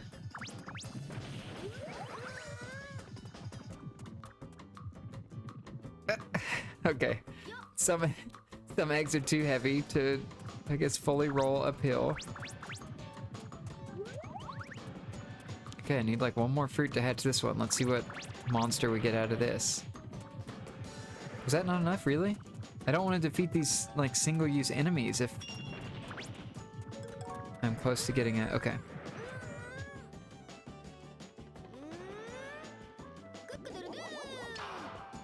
Nice hatch. What'd I get this time? A little kitten. Where did it go? Oh, I can hit the X button. I don't know. I don't know where it went. Was that a special attack? Oh, Cinder is that button. Is Cinder dead now? Okay, so these are like little... They do give you little powers. Why was the cat seemingly single use?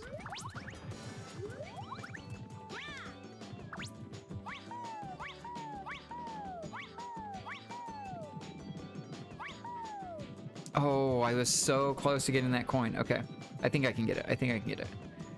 I need the powers of the blue hedgehog, even though I don't know how I get back to the blue hedgehog. No, come on, no. Okay, is there actually a way that I can get up there? No, okay.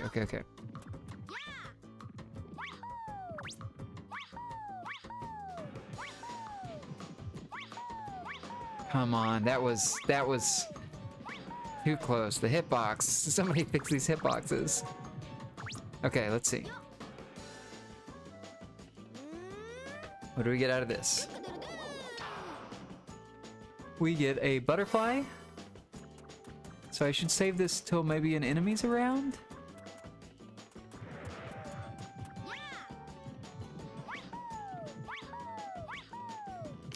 Oh my gosh.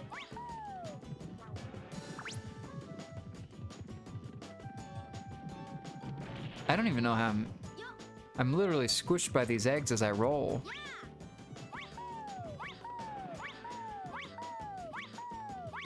That is definitely a fun noise to hear over and over.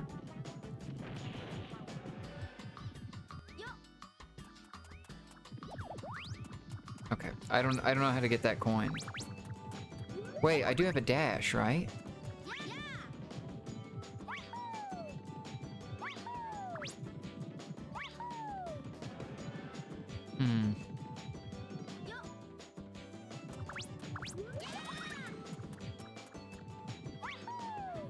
Nope, that's not it either.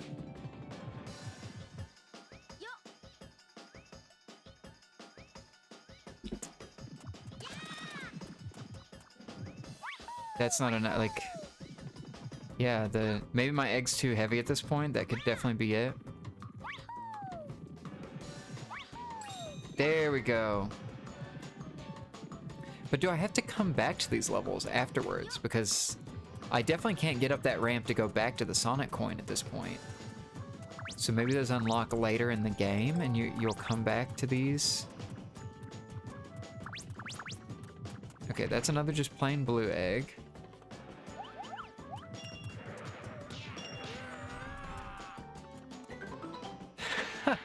Wow, the combat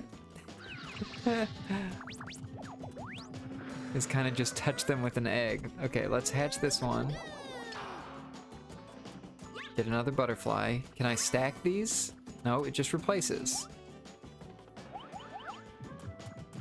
Okay. And this I was able to see last time. Oh, I didn't even use my little Pokemon for... Wait, there's another coin. Nope, okay, I'm gonna need some type of bounce to get to it. And does bigger egg equal bigger bounce? Guess we'll find out.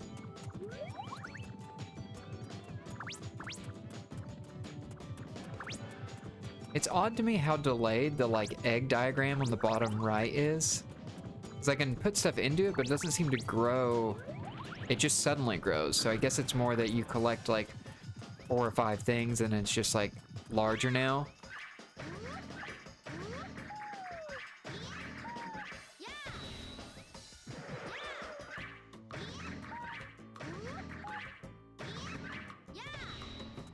Okay. If I can't get that yet, maybe the bigger egg will help if I manage to max it out. Let's try to launch off that edge and get that. I will probably need to resort to a guide to... Oh, no. Okay. So they did talk about the timing earlier, and seemed to mention that for the jumps you need a certain timing, otherwise you just do the ground pound. So I wonder if there's something with how...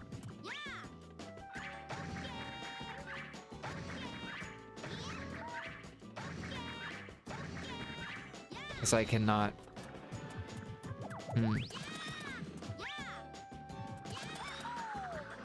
Wait, I do... Okay. So I can initiate the roll mode if I dash jump. Maybe that will get me high enough.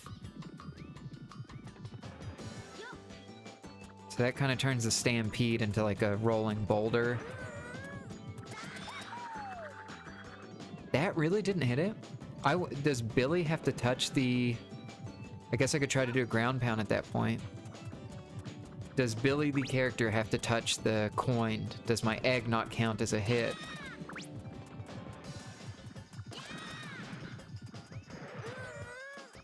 Oh, again, I lost control of my egg. See, the egg definitely hit that, but I'm not sure that Billy did. So maybe I need to bounce to be able to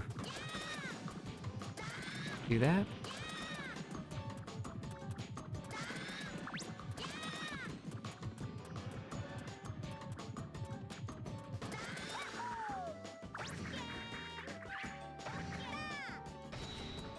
No, that just threw it. What on earth? How do I get up there? Also, there's this area that's locked off.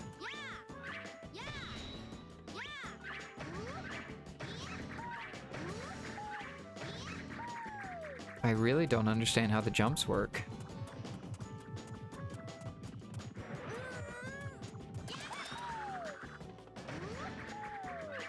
Because I can't seem to return to my, like, actual height. So let's just open this egg. Yeah, there's a lot of questions I have about how Billy works. I may need to... Maybe this silly thing called a manual will do it. Oh, also, this area is lit up now, so maybe this is a comeback later and do something.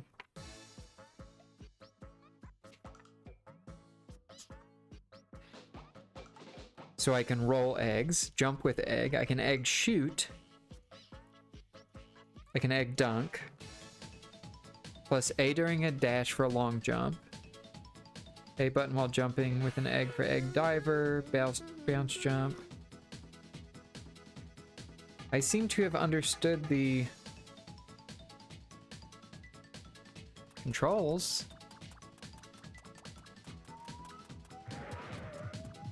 Would it work better with a small egg? Wow, this looks a lot better when it's not so dark. That looked so dreary. That's why we need to bring the light back to Chicken Land. Chicken World. Okay, let me avoid those because I want to keep my egg at a manageable size.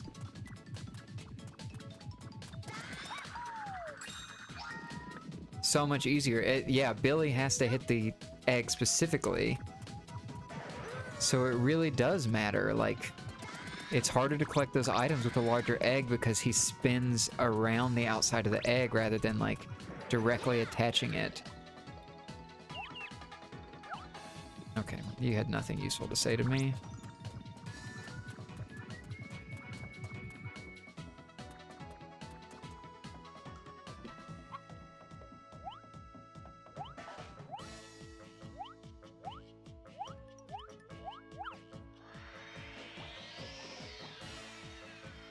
Emblem of Courage. Let's go grab this, shine get, and then we can... Wait a second.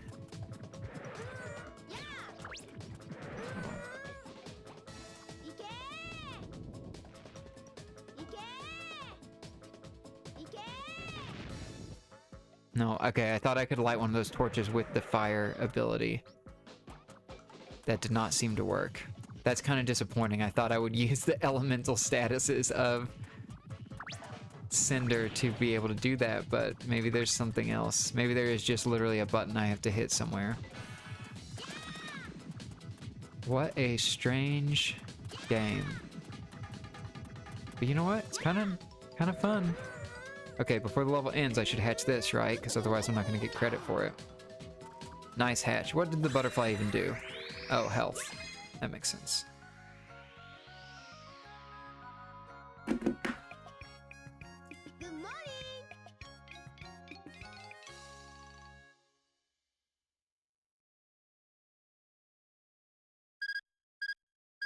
Did I do better this time?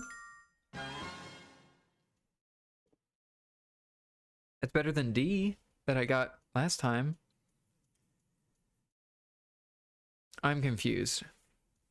What are my driver, dunk, shoot, tame things? Because I did... Do I have to defeat enemies with a dunk or a shoot? And what's a tame? Wow, missing a lot on this one. Okay. Sure, save that. Save that high score.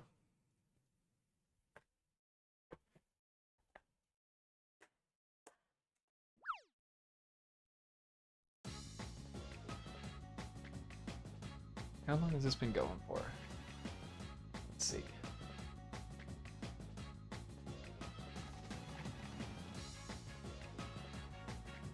Oh, this is going for 2 hours already. Yeah. That's all I'll do for now. I do have more that I wanted to show, like the analog pocket and things in there. But because of the streaming setup, when I do it down here, I'm not directly capturing my gameplay footage. I would have to capture the screen, so I want to do more of a like full featured review video talking about the RetroTinks and all that stuff. So I will probably do that in the future and capture like direct footage. Will probably be my first 4K video. I'm still not certain that I will capture all my game footage in 4K because I just do not have the hard drive space. Maybe someday I'll get around to that, but for right now this has been more of a ease of use with a multitude of consoles than it was with the 5X, that the things I use it for will be a lot simpler by way of the RetroTINK-4K. And I can play in 4K, but I'm not sure that the footage I capture will be in 4K just because of literally storage space that I have. Maybe that'll change at some point.